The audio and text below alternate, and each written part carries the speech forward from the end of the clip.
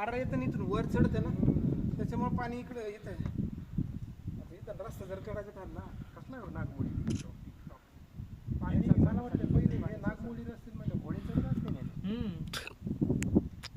हे आता केलं पाणी साचवलं, पाण्याचा फ्लो येतो ना डायरेक्ट येतो ना, त्याला अडवायचं पाण्याला तिकडं फ्लो सोडायचं इकडं. त्याचं काय होतं रेजिस्टन्स क्रिएट होतो.